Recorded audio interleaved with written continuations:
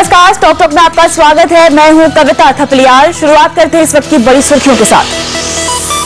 बाजार की 6 दिनों की गिरावट पर ब्रेक, सेंसेक्स 150 पॉइंट उछला, निफ्टी भी 7,800 के पार। आईसीआईसीआई प्रूडेंशियल लाइफ इंश्योरेंस की 6% हिस्सा बिक्री की तैयारी, तो रिलायंस इंफ्रा मुंबई की बिजली डिस्ट्रीब्यूशन कंपनी में बेचेगी 49% हिस्सा। अपोलो टायर की बड़ी शॉपिंग। एसएच केलकर की धमाकेदार लिस्टिंग, पहले दिन निवेशकों की हुई 15% तक कमाई। लगातार 12वें महीने थोक बाजार में दाम गिरने की खबर, लेकिन दाल की बढ़ती कीमतों ने निकाला दम। अक्टूबर में लगातार 11वें महीने कम हुआ एक्सपोर्ट, 17% से ज्यादा गिरावट। नई उलझन में फंसी मैगी, फूड रेगुलेटर फसाई ने सुप्रीम कोर्ट में की अपील। मैगी को टक्कर देने के लिए बाबा रामदेव ने लॉन्च किया आटा नूडल्स, विदेश में भी जल्द उतारने की योजना।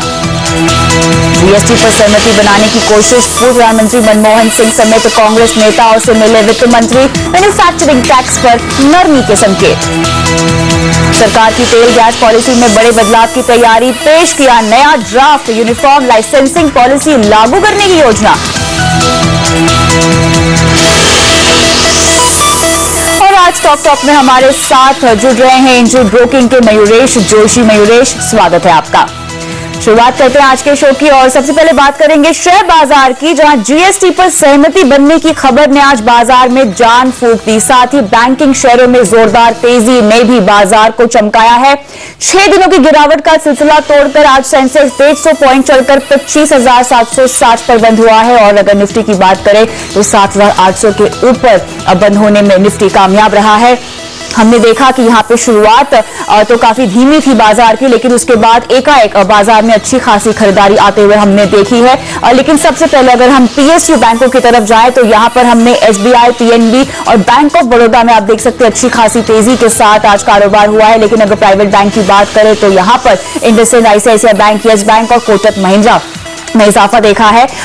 मेटल क्षेत्र में चूंकि हम सुस्ती देख रहे थे, लेकिन आज का सेशन इनके लिए भी काफी अच्छा रहा है। टाटा स्टील, हिंडाल्को, वेदांता और जिंदल स्टील पावर में आप देख सकते हैं आज तेजी हुई है।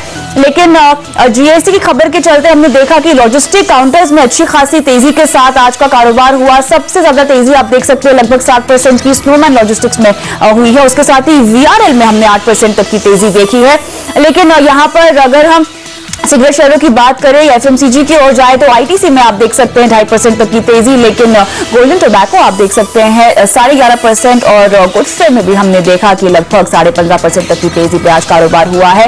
वहीं जिस तरह से हमने देखा है कि चीनी की कीमतें लगातार बढ़ती जा रही हैं। त्योहारी मौसम खत्म हो चुका है, लेकिन उसके बावजूद भी जो उत्पादन में कमी है और डिमांड में इजाफा है, उसके चलते चीनी स्टॉक में अच्छा खासा आप देख सकते हैं यहाँ पर 20% तक की तेजी है। और साथ ही स्टॉक में कमी और उत्पादन में भी कमी के चलते हमने देखा कि चावल की कीमतें भी लगातार बढ़ रही हैं, जिसके चलते इसके स्टॉक को भी फायदा होता हुआ दिखाई दिया है।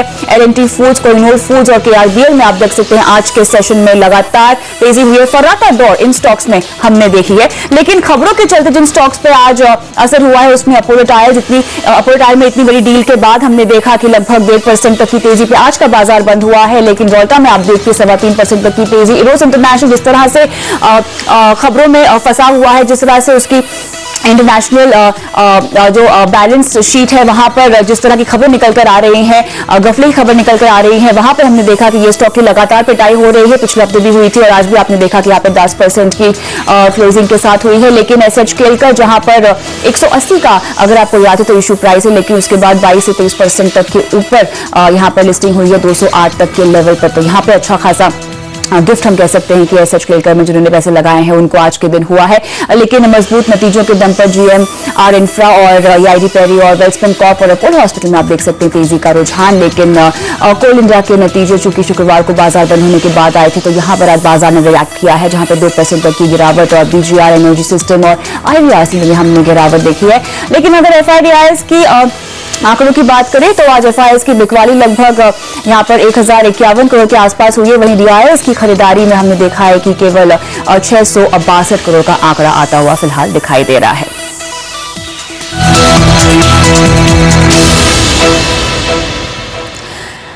चलिए तो आज की बाजार की चाल पर हमारे आज के मेहमान का क्या कहना है, जुड़ते हैं मयूरेश से। मयूरेश, जिस तरह से हमने देखा कि जीएसटी की खबर के बाद बाजार ने एकाएक यू टर्न लिया है और इतने दिनों की जो कमजोरी थी उसको नकारते हुए, हटाते हुए, छिड़कते हुए बाजार ने आज अच्छी खासी क्लोजिंग दी है। क्या लगता है आपको, ये मोमेंटम बरकरार रहेगा या ग्लोबल चिंताओं की चपेट में बाजार आता हुआ आपको दिखाई दे रहा है?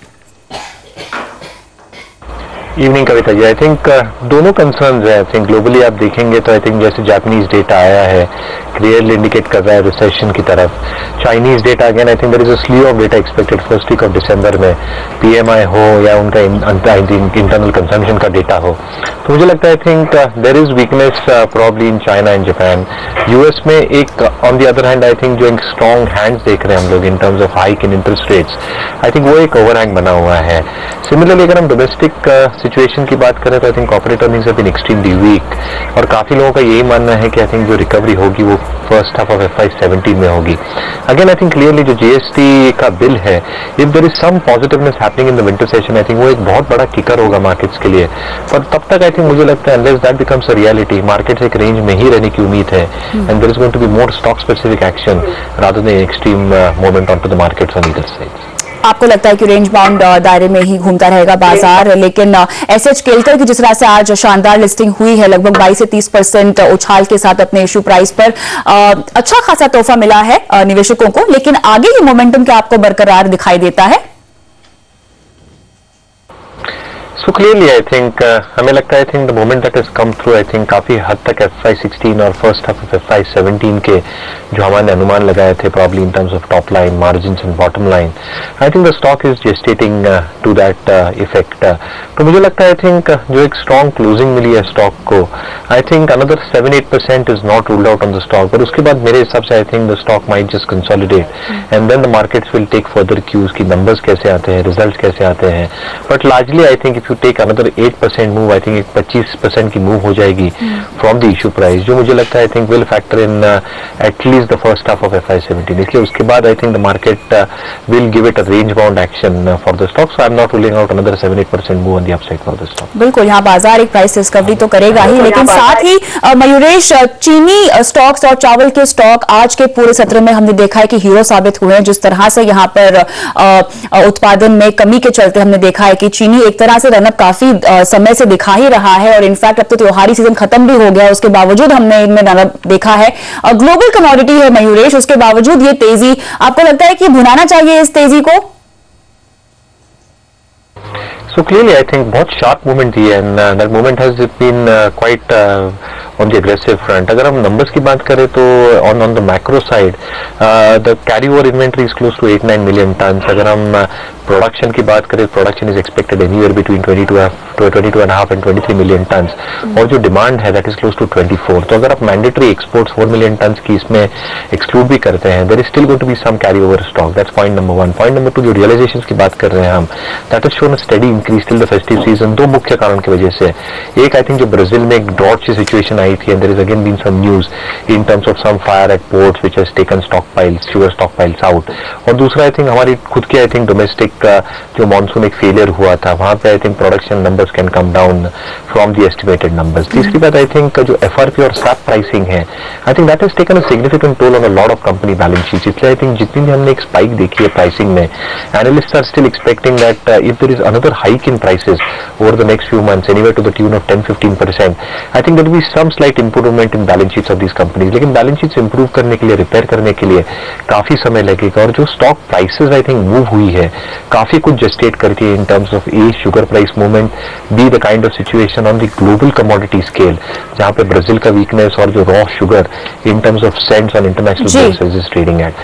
तो मुझे लगता है I think from a trading perspective एक 8-10% की मूव यहाँ से भी पॉसिबल है, but fundamentally I think I still wait for a few quarters for cash flows to improve on this company. बिल्कुल, साथ ही चावल के स्टॉक में भी हमने रनअप देखा है, यहाँ पे स्टॉक में कमी है और उत्पादन लगातार यहाँ पे घट रहा है। लेकिन एक और फैक्टर ये है कि नए सीजन की जो फसल है वो बाजार में अब कुछ ही महीनों में आने वाली है। ऐसे में चावल राइस स्टॉक्स में जो हमने तेजी देखी मयूरेश, ये कितनी टिकाऊ है? So clearly, अगर हम वापस मैक्रो स्केल पे देखें तो again I think deficiency of monsoon has been a big factor for a lot of these agri commodity plays. अगर हम स्पेसिफिकली राइस स्टॉक्स की बात करें, if you talk about exports of rice stocks, I think जो realization आ रही है rice companies को, at least from data that I have seen from April to August, there has been a massive reduction, $930 प्रति ton compare to $14-15 प्रति ton. So I think even if the numbers have gone up in terms of export या core production के भी numbers, I think if they are a little bit lesser than what they had expected. I think realization domestically at least थोड़ी improve होंगी, but export front पे I think we are still seeing pressures. तो मुझे लगता है I think it is again a play in terms of a tactical move on a trading side, but fundamentally again I think cash flows need to improve drastically for this counter, and because it's an agri commodity play, I think it depends on season to season. I think that is going to be one more factor to watch. बिल्कुल समय देना होगा, लेकिन इस बीच हम देख रहे हैं कि महंगाई की मार तो बढ़ती ही जा रही है. एक्सपोर्ट के मोर्चे पर हम देख रहे हैं यहाँ बुरी खबर आई है. लगातार 11वें महीने एक्सपोर्ट में गिरावट दर्ज की गई है. अक्टूबर में एक्सपोर्ट 17.5% लुढ़ककर $21.35 अरब हो गया है. पेट्रोलियम पदार्थ, आयरन ओर और इंजीनियरिंग सामान की मांग कम होने से एक्सपोर्ट में गिरावट आई है. हालांकि इसी दौरान इंपोर्ट में 21% से ज्यादा गिरावट आई है. अक्टूबर में इंपोर्ट करीब 21% घटकर $31.1 अरब रहा है. एक्सपोर्ट के मुकाबले इंपोर्ट में ज्यादा गिरावट होने से व्यापार घाटा $13.5 अरब से घटकर $9.76 अरब रहा है. तो क्लियरली मयूरेश, जिस तरह का ट्रेड डेटा आता हुआ दिखाई दे रहा है निराश करने वाला है, लेकिन बाजार इसको कैसे अब देखेगा? क्लियरली आई थिंक अगर आप बाइफिकेट करते हैं डेटा को, specifically if you look at non oil non gold kind of imports, I think you have to see in that perspective as well. दूसरी बात आपको ये भी देखना पड़ेगा कि I think generally I think the global economy is going through a recessionary phase. तो I think जितने आप एक्सपोर्ट्स की उम्मीद कर रहे थे, I think there is going to be a slight moderation on those numbers.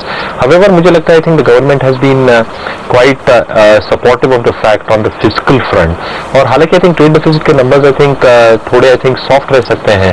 I don't think the markets are going to be overly perturbed, क्योंकि जैसे ग्लोबल कंडीशंस एग्जिस्ट हो रहे हैं this current juncture, I think globally I think there is weakness happening on export fronts generally, manufacturing हो, engineering sector हो, and again I am excluding the IT services और the software part which is invisible exports probably for the country. So if you look at core exports, I think there is general weakness all around. I think markets बहुत ज्यादा perturbed नहीं होंगे with the kind of data that we have probably seen. बिल्कुल, इस तरह के data पर हमने बाहरी स्थितियों का असर ही पड़ते हुए देखा है. फिलहाल इसी के साथ रुकते एक ब्रेक के लिए, और ब्रेक के बाद बताएंगे कि कल निफ्टी में आपकी क्या रणनीति होनी चाहिए, और साथ ही आज की वैल्यू पिक भी आपको देंगे. बने रहें.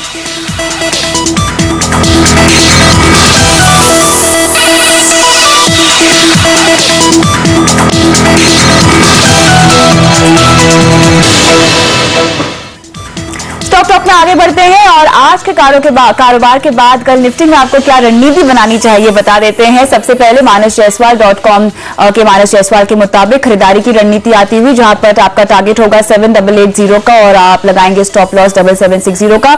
इसके आगे इक्विटी रश के सीईओ कुणाल सरोगी के मुताबिक यहां बिकवाली की रणनीति आती हुई, यहां पर इन्होंने 7875 का बिकवाली का लेवल बताया है, जबकि 7770 इनके मुताबिक स्टॉप लॉस आपको लगाना चाहिए निफ्टी की रणनीति में. लेकिन हम आगे बढ़ते हैं और अब रुख करते हैं दूसरी खबर की ओर. और चीनी, चावल और दाल के बाद अब दूसरी ओर मैगी के चाहने वालों के लिए भी चिंता की खबर आ गई है. मैगी भले ही बाजार में लौट आई हो, लेकिन किस्सा यहां पर खत्म नहीं हुआ है. फसाई ने मैगी पर बैन हटाने के बॉम्बे हाई कोर्ट के फैसले को सुप्रीम कोर्ट में चुनौती दे दी है. हमारे संवाददाता अश्मित एक्सक्लूसिव खबर लेकर आए हैं कि फसाई ने यहां पर अड़ंगा लगा दिया है. चलिए पूरी खबर समझते हैं अश्मित से ही. अश्मित, ये समझाएं कि कोर्ट में आखिर हुआ क्या है और फसाई की अपील पर अब फैसला कब तक पता चल पाएगा?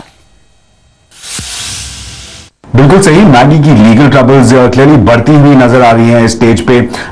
बस एक हफ्ता हुआ है मैगी रीलॉन्च को और यहां पर हमने देखा जा रहा है कि एफएसएसएआई जो सेंट्रल फूड रेगुलेटर है, उन्होंने एक एप्लीकेशन जारी कर दी है एपेक्स कोर्ट में उस बॉम्बे हाई कोर्ट ऑर्डर को चैलेंज करने के लिए जिस हाई कोर्ट ऑर्डर के अंडर बैन लिफ्ट किया गया था मैगी पे. नाउ अब एफएसएसएआई का हमें सूत्रों से बात करके यह जानकारी मिली है कि यह एप्लीकेशन डिसीजन जो लिया गया था एप्लीकेशन फाइल करने का, आज लेट आफ्टरनून को डिसीजन लिया. और इंपॉर्टेंट बात यह है कि यह डिसीजन लिया गया एक हाई प्रोफाइल मीटिंग के बाद, जिस मीटिंग में अटॉर्नी जनरल ऑफ इंडिया भी मौजूद थे। अटॉर्नी जनरल जो मुकुल रोहतगी हैं, उनका ये क्लियर मानना है, उन्होंने एक ग्रीन सिग्नल दिया है, उन्होंने अपना कंसेंट दिया है। उनका ये ओपिनियन है कि इस स्टेज पे एफएसएसएआई की एक एप्लीकेशन में मेरिट है, कुछ जान है जिस पे बात आगे बढ़ाई जा सकती है, और उनका ये मानना है कि एप्लीकेशन फाइल की जानी चाहिए, और उसी के मद्देनजर एफएसएसएआई ने सुप्रीम कोर्ट मूव कर दिया है आज की डेट पे। अब उनके दो प्राइमरी ग्राउंड्स हैं। उनका पहला ये मानना है एफएसएसएआई की एप्लीकेशन में कि जिस कैटेगरी में मैगी आता है वो एक अनस्टैंडर्डाइज्ड कैटेगरी है, और ऐसे कैटेगरीज में जो स्टैट्यूटरी बॉडी है, जो in this case is FSSAI, उनका कहना, उनके प्रिस्क्राइब किए हुए स्टैंडर्ड्स फाइनल होते हैं जो चैलेंज नहीं किए जा सकते। उनका ये मानना है, ये उनका पहला कंटेस्ट, उनका पहला आर्ग्यूमेंट होगा। जो उनका दूसरा आर्ग्यूमेंट है वो ये है कि जो उन्होंने जो रिपोर्ट्स पहले साइड किए थे बॉम्बे हाई कोर्ट में, वो सिर्फ टेक्निकल ग्राउंड्स पे सेट असाइड कर दिए गए थे, और दैट उनके मेरिट्स में नहीं किया गया, उनके मेरिट्स को स्टडी नहीं किया गया, उनके मेरिट्स को कंटेस्ट नहीं किया गया। उनका ये मानना है। तो प्राइमरीली दो आर्ग्यूमेंट्स है, but clearly FSSAI first of the blocks, उन्होंने पहला चैलेंज फाइल किया है। यहां पर यह पॉइंट आउट करना भी जरूरी है कि महाराष्ट्र गवर्नमेंट काफी टाइम से बैक एंड फोर्थ में लगा हुआ है एक डिसीजन लेने में कि इस बॉम्बे हाईकोर्ट ऑर्डर को चैलेंज किया जाए या नहीं। पर जब वो कॉन्टेम्पलेट कर रहे हैं, एफएसएसएआई की एप्लीकेशन ऑलरेडी एपेक्स कोर्ट में है, और ये टाइम ही बताएगा कि महाराष्ट्र गवर्नमेंट भी आगे बढ़ेगी या नहीं। पर एक कंसेंसस जो बन रहा है एट दिस स्टेज, इसकी जो लीगल हर्डल्स है नेस्ले के लिए, जो मैगी के लिए लीगल हर्डल्स, वो सिर्फ बढ़ते हुए नजर आ रहे हैं। तो यहाँ पर कोई राहत नहीं मिलती हुई दिखाई दे रही है नेस्ले को। बहुत बहुत शुक्रिया तमाम डिटेल्स के लिए अश्मित। मयूरेश, क्या लगता है आपको, नेस्ले की मुश्किलें क्या यहाँ पर और बढ़ सकती हैं? एक तरफ हम देख रहे हैं कि मैगी बाजार में लॉन्च हो चुकी है, और महाराष्ट्र में हालांकि जिस तरह से फसाई ने अड़ंगा लगा दिया है, सुप्रीम कोर्ट का ये रुख देखते हुए क्या लगता है आपको, क्या नेस्ले के लिए तकलीफें अभी भी खत्म नहीं हुई हैं? तो क्लियरली अगर I think Supreme Court accept कर लेता है तो again the legal overhang probably again exist on to the stock, और काफी हद तक I think if it is getting accepted, I think FY16 में you can well and well assume कि आई थिंक मैगी की जो सेल्स जनरेट करती है Nestle, I think that is as good as zero. तो मुझे लगता है I think if this petition is accepted by the Supreme Court, एक वीकनेस जरूर देखने मिलेगा काउंटर में, but this is more sentimental in nature, and final outcome तक I think that will be an overhang on to the stock. चलिए, तो यहाँ पर स्टॉक पर हम रिएक्शन आगे चलते हुए भी देखेंगे। फिलहाल रुकते हैं एक ब्रेक के लिए। ब्रेक के बाद कमाई की वैल्यू पिक आपको देंगे, और साथ ही शुरू करेंगे दर्शकों के साथ सवाल जवाब का सिलसिला। बने रहें।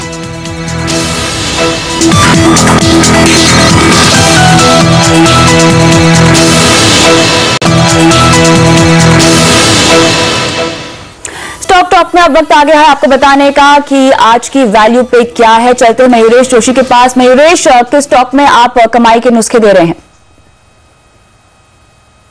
जो स्टॉक मैंने आज चुना है वो है KNR कंस्ट्रक्शन। अगर आप इसके नंबर्स की बात करें तो numbers have been quite impressive. Top line growth 213 crore पे आई थी, which is a 25% increase on year basis. Bottom line में आई थिंक अगर आप इनकम टैक्स रिफंड और इनकम टैक्स रिफंड की बात करें और इंटरेस्ट की बात करें तो आई थिंक एडजस्ट करके भी आई थिंक 22 करोड़ के आसपास एडजस्टेड प्रॉफिट आया था, with the profit margin are close to 10.5%। Top line add करने के लिए आई थिंक जो इनका चिंदवाड़ा का प्रोजेक्ट था एंड दाबरा हिरसा का प्रोजेक्ट था, I think that is added the top line in a big way. Clearly I think जो EBITDA मार्जिन आई थी 16.4% compare to 17.7%, they were a little bit lesser, लेकिन मुझे लगता है I think that has to do more with the sub contracting expenses, जो I think sub contracting related expenses थे, I think that has taken a toll probably in terms of how the EBITDA margins panned out.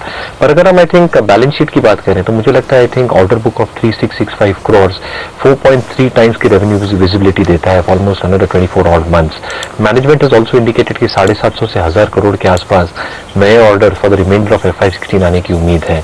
तो clearly I think margin orders with higher margins is expected on to their balance sheets, और इसकी वजह से I think हमारे अनुमान में 14.5% के आसपास की EBITDA मार्जिन कंपनी मेंटेन करनी चाहिए। नंबर्स की कोर नंबर्स की बात करें तो FY17 में top line should be around 1470 odd crore, bottom line 110 crore के आसपास आनी चाहिए। Clearly I think balance sheet पे डेट नहीं है, 0.1 टाइम्स डेट इक्विटी है, शॉर्ट वर्किंग कैपिटल साइकिल है, execution record is quite good, 22% की अर्निंग्स ग्रोथ की उम्मीद कर रहे हैं, और क्लियरली जो रिटर्न ऑन इक्विटी है we are expecting that to improve from 13.5% to 15.4% over the next 2 year. तो मुझे लगता है healthy balance sheet, good track record of execution, strong order book and earnings visibility is giving the counter a very very good opportunity for long term investors. Valuations थोड़े higher side पे है at around 15 times, स्पेसिफिकली फॉर इट्स EPC बिजनेस विच trades at an EPS of around 38.5 rupees. But हमें लगता है I think if you take into account the BOT projects and we are not even calculating annuity projects जो उनके 2 है पटेल इंजीनियरिंग के साथ, तो सिर्फ ब्रॉड प्रोजेक्ट्स और SOTP valuation of around 15 times for the EPC business, we get a value of around 690 rupees for KNR construction over the next 9 to 12 months. तो मुझे लगता है I think declines there even at the current level stock को long term investors बिल्कुल ले सकते हैं. This stock can deliver excellent returns over the next 1 to 2 years. चलिए, 1 साल का नजर फिलहाल आप बता रहे हैं जो कि 690 का टारगेट है और आगे चल के ये स्टॉक और भी मुनाफा कमा कर दे सकता है. तो KNR कंस्ट्रक्शन है मयूरेश जोशी की पसंद. बहुत बहुत शुक्रिया. इसी के साथ मयूरेश आज शो पे आके तमाम सवालों का जवाब देने के लिए. और स्टॉक टॉक में मुझे भी दीजिए इजाजत, लेकिन आप बने रहे CNBC आवाज पर. नमस्कार.